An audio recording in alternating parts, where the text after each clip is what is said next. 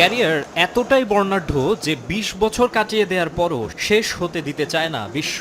এই ২ দশক পায়ের জাদুতে মন্ত্রমুগ্ধ করে রেখেছেন ফুটবল প্রেমীদের। ক্লাব ক্যারিয়ারে ব্যক্তিগত ও দলীয় সব সাফল্য পেয়েছেন আগেই, আর শেষ ভাগে এসে আর্জেন্টিনার জার্সিতে জিতেছেন আরাধ্য বিশ্বকাপ ট্রফিও। তাই তার ক্যারিয়ারে অপ্রাপ্তি নেই কিছু, তবুও ভক্তদের যেন মন ভরে না। এখনও লিওনেল মেসিকে মাঠে দেখতে অধীর আগ্রহে অপেক্ষায় থাকেন তারা।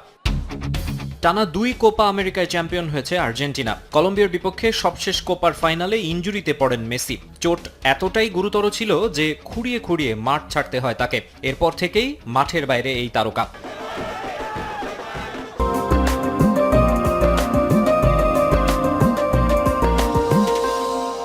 আন্তর্জাতিক ফুটবলের ব্যস্ততা শেষে আবারও শুরু হয়েছে ক্লাবের লড়াই। চলছে যুক্তরাষ্ট্রের মেজর লিগ সকারও। তবে মাঠে নেই প্রিয় তারকা। পায়ে বিশেষ ব্রেসেস পরে গ্যালারিতে বসে ইন্টার মায়ামির খেলা দেখেছেন। গেল ১.৫ মাস এমন দর্শক হয়েই থাকতে হয়েছে এলএমটেনকে। ইনজুরি থেকে সেরে উঠতে এতদিন একা একাই কাজ করেছেন মেসি। পুনর্বাসন প্রক্রিয়ায় চালিয়েছেন ফিট হয়ে ওঠার লড়াই। এবার দলীয় অনুশীলনেও ফিরলেন তিনি। ইন্টার মায়ামি সতীর্থদের সঙ্গে প্র্যাকটিসে দেখা গেছে আর্জেন্টিনিয়ান সুপারস্টারকে।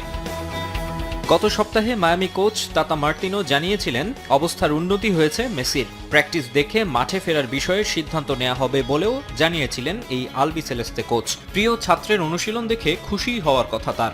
ফোর্ট লডারডেলের চেইজ স্টেডিয়ামে বেশ স্বাচ্ছন্দ্যেই ছিলেন মেসি। বলাই যায় অ্যাঙ্কেল লিগামেন্ট ইনজুরি থেকে অনেকটাই সেরে উঠেছেন আর্জেন্টাইন ওয়ার্ল্ড চ্যাম্পিয়ন।